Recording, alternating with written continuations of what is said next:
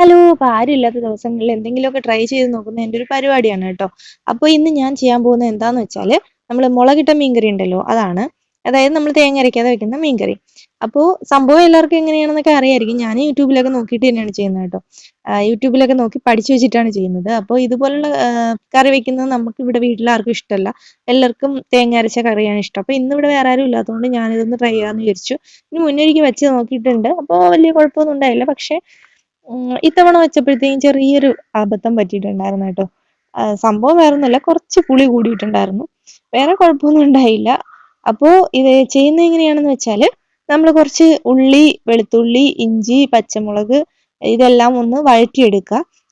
അതിന് മുന്നേ നമ്മൾ കടുകും ഉലുവയും ഇട്ട് നമ്മൾ വെളിച്ചെണ്ണയിൽ ഒന്ന് പൊട്ടിച്ചെടുക്കുക. അതിനുശേഷമാണ് ഇതിട്ട് വഴറ്റിയെടുക്കേണ്ടത്.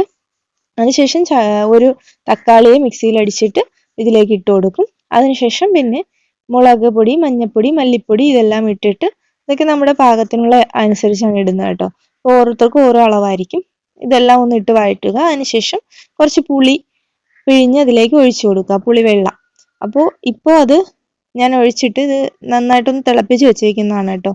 അത് കഴിഞ്ഞിട്ടാണ് ഞാൻ മീൻ ഇട്ട് കൊടുക്കുന്നത്. അപ്പോൾ 3 ചൂരയാണ് വാങ്ങിയത്. പക്ഷെ ഞാൻ അതിൽ നിന്ന് ഒരെണ്ണം മാത്രമേ എടുത്തുള്ളൂ. കാരണം നമ്മൾ ട്രൈ ചെയ്ത് നോക്കുന്ന പരിപാടിയാണല്ലോ, അതുകൊണ്ട്. അപ്പോൾ നിങ്ങൾക്ക് ഇതുപോലുള്ള പരീക്ഷണങ്ങളൊക്കെ ചെയ്യുന്ന പതിവുണ്ടെങ്കിൽ ഒന്ന് പറയണം കേട്ടോ. അപ്പോൾ നമ്മുടെ മീൻകറി വലിയ പ്രശ്നങ്ങളൊന്നും ഇല്ലാതെ തന്നെ റെഡിയാക്കി എടുക്കാൻ പറ്റിയിട്ടുണ്ട്. അപ്പോൾ നിങ്ങൾക്ക് ഈ വീഡിയോ ഇഷ്ടമായെങ്കിൽ എൻ്റെ കൂടെ കൂടണേ.